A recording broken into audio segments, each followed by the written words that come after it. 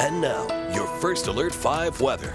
And welcome back, everyone. Seeing some pretty clouds up across the Springs. They're a sign of things to come as we have some thickening clouds overnight tonight and chances for rain and snow showers most of the week and into the weekend. Let's get to that here in just a second. Right now, look at current temperatures across the rest of the News 5 viewing area. Pretty chilly air between Denver and the Springs. Seeing 30s outside at Monument and Woodland Park. It's 53 currently in Pueblo. Lower to middle 50s across the plains and still some 60s out west towards Saguache and Alamosa. Those areas also seeing some pretty good gusts of wind coming out of the west. Salida gusting near 40 miles per hour, 30 mile per hour gusts for Alamosa and 28 mile per hour gust in Trinidad. And where that wind is coming out of the west, it's also transporting some very dry air. Look at the humidity value reading out of Alamosa, 10%. And in this area, we remain under red flag warning conditions till 8 o'clock tonight. So we did see those red flag warnings throughout the weekend, still seeing it this evening, but I think with some more moisture moving into the state, that will change. That will abruptly end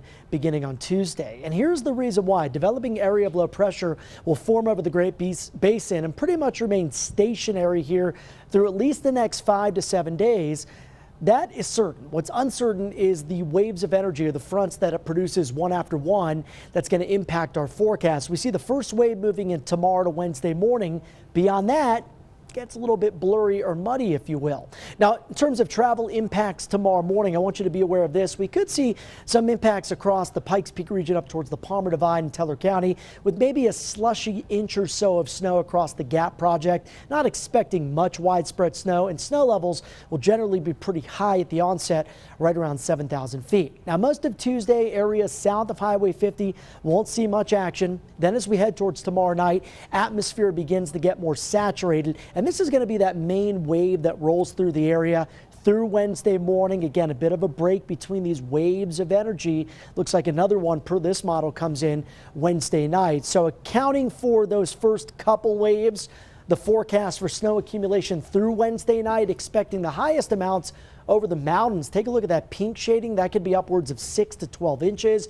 Closer to home, 2 to 5 possible in Woodland Park, a trace to 2 for Rye, also a trace to 2 in the Springs, and really minimal accumulations out across the Arkansas River Valley.